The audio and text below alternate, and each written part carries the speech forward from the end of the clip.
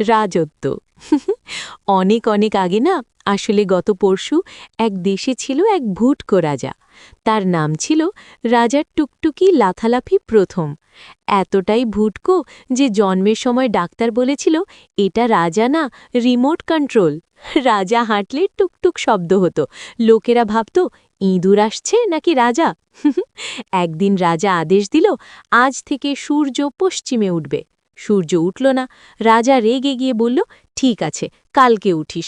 সূর্য রাগা মুখে। রাজা এত ভয় পেত যে নিজের ছায়া দেখে চিৎকার করত, মন্ত্রী, ওই কালো লোকটা আমাকে ফলো করছে। মন্ত্রী বলল, মহারাজ, ওটা আপনার ছায়া।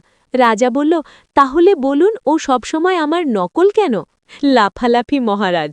একদিন রাজা ঘুম থেকে উঠে জুতা খুঁজছিল। এক পায়ে জুতা, আরেক পায়ে হাঁড়ি। রানী বলল, মহারাজ, এটা হাঁড়ি। রাজা বলল, জানি, আজ ফ্যাশন বদলেছি। হাঁড়ি আর জুতো। যুদ্ধে যাবার সময় রাজা বর্ম না পরে বালিশ পরল। কারণ জিজ্ঞাসা করলে বলল, আঘাত লাগলে কান্না আসবে, বালিশ থাকলে নরমে কাঁদা যাবে। কান্নাকান্ডি রাজা।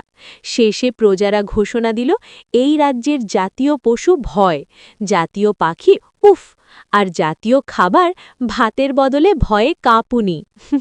রাজা টুকটুকি খুশি হয়ে বলল, আমি ছোট, কিন্তু আমার ভয় বড়। বলেই হাঁচি দিল, আর নিজেই লুকিয়ে পড়ল। হাঁচি। শিক্ষা, বুদ্ধি না থাকলেও চলে, কিন্তু হাসি থাকলে রাজত্ব জমে যায়। ভিডিওটা ভালো লাগলে লাইক, কমেন্ট, সাবস্ক্রাইব করে দেবেন, যাতে করে আরও সুন্দর সুন্দর ভিডিও বানাতে উৎসাহ পাই।